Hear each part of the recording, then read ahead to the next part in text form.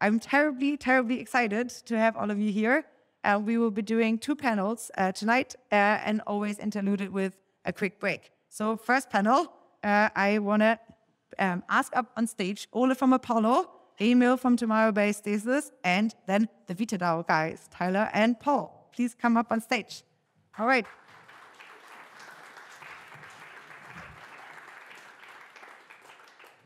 Okay, if anyone is ready in that test area and wants to claim the front row seats, then please feel free. All right. Are you ready? Okay, before we get to ask you, I want to ask you guys again. This is ultimately, I think, supposed to be a two-way conversation. So first question is, who here, if they had the chance, would like to live a longer life than they currently think that they're doing if it was healthy? Hands up. Oh, wow. Who wouldn't? Who wouldn't want to do that? Okay, a few. Who here is signed up to Cryonics? Who signed up to Cryonics? Raise your hands. Okay, you have work to do, Emil. You have work to do here. And who here is holding, okay, you don't have to answer this, but who here is holding, let's say, over 50% of their current wealth in crypto? Okay, who here is participating in a cryptocurrency or cryptocurrency project or a DAO project or anything in crypto commerce? Hands up. Okay, great. So you know who to talk to and you know who to onboard and evangelize around for later tonight. Okay, now I want to introduce you guys. Very, very happy to have you guys here. Thank you so much for joining. We have Ole from Apollo VC, and this is really like, I think, the number one first stop shop that you come to town to if you want to do anything longevity related in Europe. Thank you. Thank you so much for joining. Then we have Emil from Tomorrow Biostasis, which is, I think, really your best option if you want to have the plan B of Cryonics, and especially if you want to do it in Europe. So thank you so much for joining, Emil. And then you have Tyler and Paul from VitaDAO, and they are doing, I think, what Foresight really likes to do, which is bridging 2 silos. And you're bridging the silo of crypto or the crypto commerce space and longevity. So I think thank you very, very much for joining. We're excited to have you here. And yeah, we can launch right into the first questions, I think. We'll start with you. And then we have a few rounds here. And then we'll get to audience questions before we will disperse in different areas of the room. And you get to ask them in private if you want to. Okay, first question for you. Why is longevity really exciting? What do people don't get about it that they really should be getting? And what has changed recently in the investment landscape that you're really excited about? How much time have I to answer this question? 2 minutes? Okay, I think there are a lot of reasons. First of all, I think since mankind exists, we are thinking about living longer or about immortality. Even like in the oldest known novel of humankind, the Gilgamesh, immortality is one part of the story. But what have changed, and I mean, you can go on and on and on. I mean, also like in China, the kings try to live longer. There are a lot of stories about that. In Europe, they tried that, and so on. But I think what has really changed since we are thinking about that is that since the last 10 to 15 years, we have a much better understanding why humans age and what kind of problems we have to solve to not age anymore. So, and of course, I mean, there was a paper, I think in 2013, The Hallmarks of Aging. Does anyone know this paper? Okay. Yeah, a few people know that paper. So I think this was really like a shift in the entire industry because it was the first paper that really looked at the single processes of aging and had like different categories of aging classified. And since this paper, and even before, but I mean, since this paper, I think the entire space has accelerated, and the first companies evolved that are doing something about aging and trying to develop drugs against that. And so, I mean, I think this is actually the biggest point. Yeah, we have much more knowledge today, so now we can do something about it, and it's not science fiction anymore. Now it's really coming into science. So, and more and more people, of course, this takes a long time until most people will learn about that. But I think we have reached an inflection point here where enough people have learned about it and enough investors have learned about it to do something in that space. So I would say this is the first point. then I think that biotech as an industry is on an inflection point because of several reasons. First of all, I would say, there are a lot of new technologies, for example, like CRISPR-Cas. I think everyone here knows CRISPR. Is there someone who doesn't know about CRISPR-Cas, about gene editing? It's a mean question because the default is, if I would have asked who knows about it, or maybe ask who knows about it. I see almost all hands here. So, but what most people don't know, and when I tell them that, they are really astonished about that fact is, the technology is based on a paper that was published in 2012. This is not long ago, right? And now every university lab in the world can use this technology, and there are a lot of therapeutic approaches based on this technology. And they are, this is just like the tip of the iceberg. There are much more technologies in biotech which are really innovative, really new, and now there are people who are making use of that.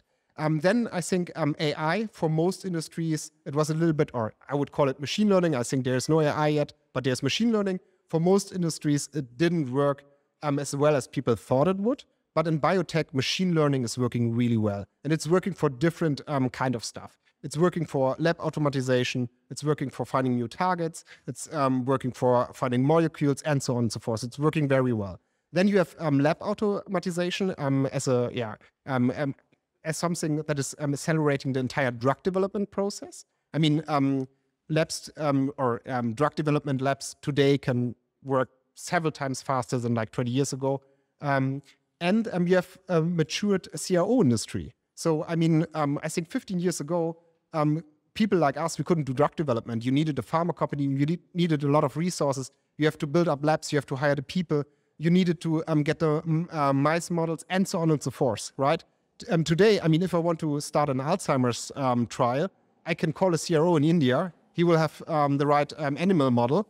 He has the right knowledge. He has all the facilities, and I can just do it, right? So there's an inflection point in the bio industry. More and more people recognize that. And then, of course, we also have macroeconomic factors. There's a lot of money in the markets. Tech is overfunded. People are looking for new investment opportunities. Great. To make it short. Very, very short. Okay. Well, there's lots of, I guess there's really lots of factors, I think, that are playing into it. Okay, Emil. There's a really fantastic Wait But Why article on why cryonics makes sense. Who here has read that article? Yeah?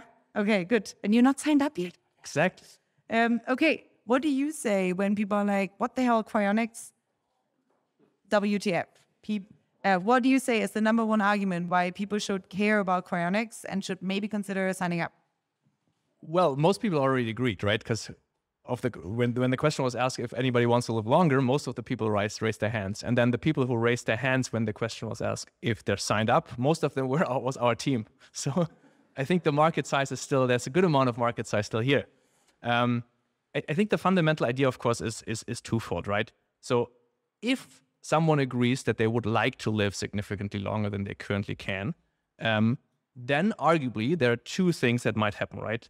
So first of all, it might be possible that at some point down the line, there will be this magical drug that this guy and the other guys are developing, and you just take it and you live. This guy alone. Yeah, and others, and some others. Exactly. So in private, they say slightly different things. And so I very much hope that they're right. I very much hope that I will never need to use what I'm building, right? And I'm totally okay with that, right? I'm totally okay with in 20 years down the line, I need to do the apology tour where I need to tell everybody, I was always the pessimist. I'm very confident this unfortunately will not be the case. And the other point being, I'm come from medicine, so I'm a doctor by training, right? And so unfortunately also young people get like these weird, go with a cough to the hospital and then it's cancer, right? Statistically speaking, of course, that's not super likely. But then the cost of cryopreservation, since most people fund it with term life insurance, is adjusted to that risk. So it's pretty cheap to just do, right? With us, it's $50 a month, right? 50 euros a month. So I think fundamentally, if people think, okay, I want to live longer, and if they don't, that's totally fine as well. But if you already made that decision for yourself, then signing up for cryopreservation is just, arguably the logical step, right? And signing up with us is significantly easier than with anybody else before, right? Because my contract with Alco from the past took me 6 months to sign up. So I know why some people don't want to do that. With us, it's like, I don't know, a couple of minutes. Yeah. Maybe you can prove it by signing someone up tonight. They can then wave the hand and answer yes instead. More than open to that. Yeah. All right, next one up here. What do you think you have to bring new to the longevity space, coming from crypto and bridging the two gaps? What's new about VitaDAO's approach to longevity? What's wrong with what's up with the entire IP process? Why is that so screwed? And what are you doing about it? You attach at the hip, you're one human. Yeah. Maybe let me address the first question. So maybe what is new about DAOs? So DAOs are a really new form of organization. People started building DAOs, I think, about 4 to 5 years ago. And I think we've reached a turning point really this year where DAOs have become a really efficient way to organize a community and give a community access to capital. So a lot of people are essentially saying a DAO is like a subreddit with a bank account attached. That can sound really messy, but actually this type of swarm intelligence that is managed in a democratic fashion can unlock entire new ways of collaboration and new ways of trust. And so for us, what DAOs bring to the longevity research is really opening up the research process, making it accessible, and making it much more democratic for people to get involved. I think the hurdles for many people to come and work at a longevity startup or work at a longevity VC and actually get involved in building the future that they want to see is really high.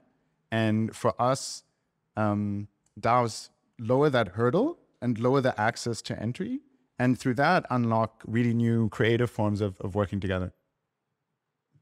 That's it. Yeah. So following on that, I mean, there's a couple of trends that have been happening in the longevity space that I think Ole spoke to one of them. So, post 2013 and post Guido Kromer's Hallmarks of Aging paper, there's really been, along with your sort of Aubrey de Greys of the world coming to prominence, there's been a lot of enthusiast interest that has been building in the longevity space. It's a space that I think, let's say a lot of people, if you're familiar with like the longevity community subreddit, for example, there's maybe 100,000 people who spend a lot of their time not as biologists and not necessarily as somebody that has deep domain experience in the space, exploring it and trying to understand it. And there's a lot of those people have some level of time, and also in many cases some level of cash or interest in actually investing in or dedicating that time and funding to the space. So DAOs provide, on the first level, some vehicle for those people to become directly involved. And actually, in the current setup that we have with VitaDAO, it's really around governing intellectual property that's emerging from therapeutic research projects in the longevity space. And the particular gap that we're looking at here is really a stage at which you have an academic that maybe has gone from, let's say, a basic research project into maybe early stage drug discovery, is no longer really in a position where they can get grant funding, but is maybe still a little bit too early to be funded by, let's say, a startup like Apollo. We're trying to provide really, in essence, almost bridge funding to try to help them bridge the sort of translational gap and get their drugs closer to the point where they could be spun out into a startup or acquired. Manual, a factory line. It's like early stage that comes Apollo. If it doesn't work, then you go to Emil. Yeah. Or you do all of them at once to really hedge your bets. All right. Do you want to react to each other? And also, are there any audience questions? We'll go around with a mic in a second. So if you want to come up with one, now is a really good time to do so. Any reactions to each other? Yeah, I would like to ask Ole a question just in terms of, so when Apollo goes out, I was really interested because I didn't realize actually that a big part of Apollo's thesis is actually looking at academics who are quite early stage and actually at an earlier stage. And I think a lot of VCs would go out and invest. What are the sort of key things that you're looking for in a project when you're looking at, let's say, an academic who might not be commercially oriented, who might not be, let's say, even thinking about creating a startup company, but in your mind, you're interested in really trying to make their project commercially viable? Yeah, sure. Happy to answer to that question. So actually, Apollo's doing a lot of company building. So 50% of our funds we are not using for external investments, but for companies that we create and build ourselves. And what we do there, I mean, we are in constant contact with a lot of institutes and universities who are doing research in our field or in the topics we are interested in. And when we are looking, so when we want to start a company with these academics, so what is very important, of course, is the science. We always do so-called killer experiments. So we either repeat the studies they did in the university, and it's amazing how many studies don't replicate, like at a CRO or something like that, unfortunately. And in the best case, we do even more. So we do another spin to the studies, and we really try to see if the mechanism of action works. And in the best of the best cases, we also have first tox data. But apart from that, of course, it's also important to negotiate for IP. That the university plays along. So I think this is not such a big topic in the US because there are tech transfer offices. They're used to it. They know how it works. In Europe, it's much more difficult. So professors don't see themselves as entrepreneurs. They want to be entrepreneurs, by the way. This is another problem. But the universities, they don't know what is the standard of the industry for the IP and so on and so forth. So you have to negotiate with them. So sometimes we negotiate with the university for 9 months or longer. This is really big work. It's insane. It's insane. And then what is also important, if the technology is good, if you find an agreement with the university, you also have to find an agreement with the professors, because some professors, they want to become CEOs of the biotech company. And professors are very good at science, but they really suck mostly. They really suck at founding businesses and managing businesses. So so we expect from the professors that they step aside, at least after the first studies are done, and then we can implement like a proper CEO there. So making friends as you go. All right. I will now make an awkward mic change where you will get this one and Tyler will get this one, and say a word about yourself maybe so they have context on your question. Hi, word on myself. I'm a writer. So this is a question for Emil, which is, can you talk about the pros and cons of freezing the entire body versus just the head? It's not freezing. Right. It's already... No, I accept it by now. So historically there was this idea that, so first of all, we only do whole body, right? And part of it is arguably a medical reason, and most of it is a marketing reason, right? So the reason, of course, being even for people who are very down with the idea, this idea of just having like the Futurama head in some bucket, right? This is significantly weirder. Right, so it's significantly more acceptable to say, hey, just your whole body is cryopreserved, and then once technology exists, it's being taken out of cryopreservation, right? Historically, there was this idea that neuro only, which means head only, has higher quality. And that is, to a degree, how the cannulation, it's a detail, how the perfusion with the cryoprotective agent was done. Since we cannulate the heart, so the cryopreservation agent is done through the heart, this difference doesn't exist.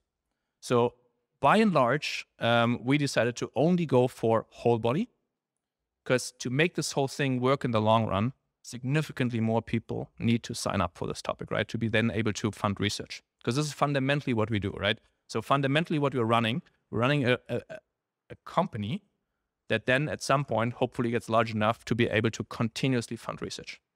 Because don't get me wrong, cryopreservation still needs a lot of research as well. Just it's a more tangible option if something happens to you short term, right? Jesse Kate, I work on space governance. I'll be on the next panel, so I'll talk more then. But there's a question about also cryogenic preservation. I think that most of the time, the argument is sort of like, can you hear me okay? You can only kind of win or break even by opting into this. Like either you'll never wake up again, and so you might as well try it, or like something interesting will happen, and so why not extend your lifespan? But I think actually when I meditate on the question of why I haven't signed up, the risk is more that I wake up in some dystopic future where I am enslaved, like Matrix style, or I am like co-opted to kind of manufacture kind of dystopian futures that I don't want to participate in. And so I wonder, maybe both from a kind of like, how do you answer that on a panel standpoint, through to just like philosophically, who which kind of scholars and thinkers have really addressed this question, and how we like collectively should be thinking about that. Right. So my core argument is usually that if you look over longer stretches of history, the world is the best world we've ever had. By all measurements, right? Child mortality, people living under the poverty line, and so on. It doesn't look like that right now, for most people at least. But usually, well, you don't have this zoomed out picture, right? So of course there are hiccups and so on. But by and large, by most measurements, we live in the best, time ever, right? I would not like to trade with any point in the past. So the likelihood that the future is going to continue like that, I would argue, has better historic data than the other way around, right? And of course, maybe Trent can talk about AI, like, dystopian AIs later. I'm not sure. So there's only this one case, right? So first of all, I mean, people theoretically could at that point, if it's an unbearable future, right? Either you would at that point decide it's still bearable enough to be, a positive outcome, or arguably there might be some way of assisted suicide or whatever, right? So I think the downside of waking up in a dystopian future where you then will regret that you have done cryopreservation, I don't put a high probability on that. Whereas personally, I'd rather take that, it's not zero, there's some risk. So I'd rather take that risk than be buried and, be gone forever. So it's a trade-off in the end. Hi, is the mic on? Oh yeah, it is. So it might be, again, maybe like a beginner's question for Emil. Again, about this cryo thing. I'm really confused. So are you preserving, like, is the idea to investigate or research how people are like cooled? Like cooling down is always an aspect of it, right? So, but they are still like made out of water for the most part, right? So I don't fully understand the concept. Like, are we going to wake up being humans, or are you hoping for us to like transfer our consciousness to some machine? Because I don't see that process happening in humans, like physically, unless you like inject some stuff. And we do. Of course. So this is why why being frozen is the wrong word. It's colloquially always the word that is being used, but like 50% of the technology we use is to not freeze anything, right? So the technical term is vitrification. So a cryoprotective agent is basically perfused to the whole body, which replaces the water and makes the water not freeze, right? So the idea fundamentally is, right, so the part that makes you, and the part that makes me, and the part that makes everybody else themselves, well, it's our brain and the connections, right? And the weights between those connections and so on. So that part is being kept, right? Say again?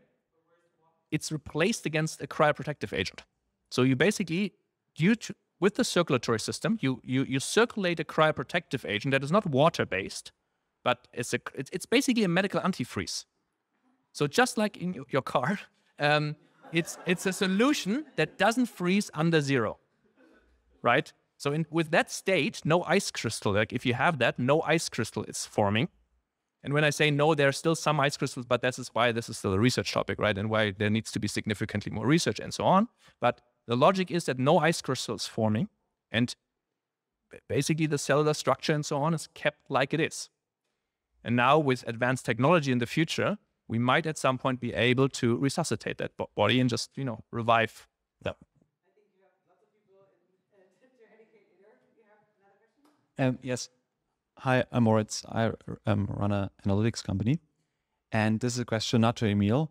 Sort of thinking, I guess mostly to Ole, but maybe to you too as well. So thinking of sort of how you can prolong human life, I guess there's two ways to it. One is sort of you prevent sickness, or you basically stop sickness. And the other one is you just stop people from getting sick. Now, for the first part, for curing sick people, I think, we have the typical sort of medicine kind of some monetization approach. Now, for things where you basically stop people from getting sick and aging, how do you prove that first? And sort of how does that how do you translate that into monetization model? Because I would assume they're very different, these two. That's a very interesting question. Actually, one of the biggest problems that we are facing. Because, I mean, of course, what we want to do is that we want to prevent people from getting age-related diseases. And if you look at age-related diseases, so, I mean, people are like mostly healthy until they are 60, 65. And then you see really like, if you compare the curves of like cardiovascular diseases, like CNS diseases and so on and so forth, like all these curves, they run in parallel and then they spike after the age of 65. Because, I mean, they are all due, they all have the same causes, right? So I give you an example. If you would bring out a pill tomorrow that can cure all the cancers in the world, people on average would only live 3 years longer because they wouldn't die from cancer, but they would die from another age-related disease. So what we really try to do is focus on the root mechanisms of aging and stop these processes. But here we have a big problem because at the moment there are not many good biomarkers for the onset of age-related diseases and for aging itself. I mean, of course, you have stuff like the Howard clock or something like that. But the Howard clock, it's a clock for methylation, for DNA methylation. And I mean, the more methylation you have, the older you are biologically. But I mean, it's also, I mean, so for example, if you can rewind the clock, nobody knows if you, I mean, for example, there was a company that could rejuvenate the thymus. The thymus is very important for your immune system. And it could also rewind like the Howard clock, but it's not really clear if you're really younger than, you know, if you have less methylation. So, I mean, this is an area which is really under-researched, and there are no good companies on the market. But, I mean, Apollo is also working on that problem. I can't tell you much about it, but you're right, it's a big problem. So what we want to do is prevent from age-related diseases, and what we need is biomarkers for that. The entire industry is in desperate need of biomarkers for aging. Maybe just to add one point onto that regarding the monetization and how you actually pay for prevention. So, I mean, there was a really interesting article some number of years ago that was written by Goldman Sachs that said, is curing disease a sustainable business model? And one of the things that we've seen over time is that pharmaceutical industries are not really incentivized to produce cures, the same way they're actually not really incentivized to produce something that's preventative. But I would actually argue that from a pharmacological perspective, that long-term preventative therapeutics might actually have a better business model around them than something that cures, because there's a chance, for example, if it's a pharmacological treatment, something that you could be taking every day for a long period of time probably has a business model behind it. But beyond that, one of the things that I'm really interested in and why I think DAOs are important in this context is actually to just sort of change the incentives around how something comes to market or how something is funded. So in the case of, to punt my own example for a little bit, like, you know, the idea with VitaDAO is that if you bring together a community of patients, or ultimately the people who are going to be the end users of a product, you can imagine, for example, you know, if insulin was governed by diabetics, how would it be priced? How would it be managed? How would it be accessed? I think DAOs can play a really important transformative role in terms of actually, if you have the end users or ultimately patients that are funding and governing how a therapeutic comes to market, you might be able to change the incentives around how something is funded from being more, let's say, profit-driven to more of a public good in essence. But yeah, this is something that's quite complicated and I think will take quite a long time to change because we definitely have a system that's somewhat resistant to that. All right, thank you. Before we go into the break, I want you guys to just give an actionable item for people. So let's say they're inspired now, you know, they've bought into what you were saying. How could they learn more about what you guys are up to? What are you currently really focused on and how could people plug in? Yeah, so I mean, we have an open community. It's a Discord community. Anyone could join it. We're looking for people who are interested in, you have, let's say, a basal interest in longevity and want to contribute meaningfully to educating other people about this, contributing to helping source projects, being a part of the dialogue. The most meaningful thing you could do is probably just simply join the Discord community. And if you care about your own personal longevity, I would say, yeah, do everything you can to avoid stress. Something that's really easy and actionable, you can try joining a DAO for like a week and just see what's happening and how these new communities form and what their purpose is. I think I've actually done the exercise of joining wild other DAOs that I'm trying to learn from and learn how they organize, internally, what their mission is, how they communicate with their kind of their outer rings. A DAO is kind of like an onion. So you have like the inner rings going into the outer rings. And even if you just peek into the outer ring, you'll see the glimpses of a complete new way for society to organize itself. And DAOs have only been around for like 6 to 12 months. So you have to see that glimpse in the course of that they've existed in. But that's a really easy way to expose yourself to something completely new. And again, most of them are very open. So you can do that for like a week and take away so many learnings for your own life, how your company might organize. Yeah, that's something really easy and actionable. So 95% of you said they want to live longer. So it's pretty clear what I'm going to say. No, seriously. So if anybody's interested, right, reach out to us. Like, we're more than happy, even if you're not decided yet if you want to sign up. And if you have a lot of questions and you're not even sure that this is something that you really want to do, right? There's a couple of my team is here back there. So talk to us. We're more than happy to answer any questions, even if it's very basic questions or very complex questions, more than happy to discuss. And if anybody wants to sign up, hey, more than happy to reach out. It's tomorrowbiostasis.com if you don't feel like we have time tonight to talk. Yeah, okay. I think you can do much more on this side here than on my side because, I mean, we are a VC. If you're as a biotech entrepreneur or professional investor, I'm happy to talk. But otherwise, I mean, we are in a quite regulated space, right? So that's why. So I mean, of course, I mean, I'm not a doctor and I don't giving health advice, but I mean, there are some things you can do today to live longer. You can talk to me later on, but I don't want to have that on videotape. And otherwise, I would say just spread the word that longevity is a super nice industry and that more people should look at that and should support the industry. Do you have a request for startups? Excuse me? Do you have a request for startups? A request for startups? Yeah, like is there a place that entrepreneurs could go to look at the types of startups you would invest in? Or like specific company ideas that you want that nobody's building right now? Yeah, I mean, yes, we are looking at some areas where we haven't found yet good translatable science. For example, in epigenetic reprogramming. I don't know if you've seen that, but I think yesterday actually, there was this press release that Jeff Bezos and Yuri Milner have invested millions in a company called Altos Labs, exactly. And I'm very curious. So if they really found something, or if they just think that they have found something, because I mean we are looking into that space since 3 years or something like that, and we think, I mean, there was immediately also a lot of scientists like Ocampo. We are talking to this guy frequently, who also said, I mean, this science is not translatable yet. But I mean, maybe I hope they found something, so we don't see them as competition at all. It's really good that some people putting big dollars there and trying to solve that problem. And I mean, for example, telomere shortening is a problem where we haven't found technology yet, which is really translatable. And there are more topics. I mean, we can talk later on about that. And I mean, but there are a lot of topics actually where there is good science and which is translatable, and where we think it's very possible to develop a drug and solve that problem. And I think this is the important message. All right, thank you.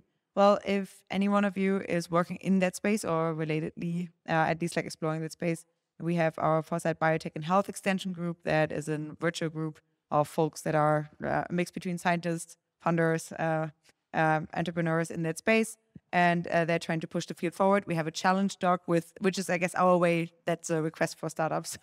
So it's basically our keynotes put out challenges about like what kind of problems do they want to see solved in the space. So reach out if you're interested in that. There's also an application form on that. But for now, we're doing a quick break. After the break, we'll be meeting here again. And the next panel up will be brain-computer interfaces. It will be AI DAOs, and it will be lunar governance. All right, everyone. See you here in 20 minutes.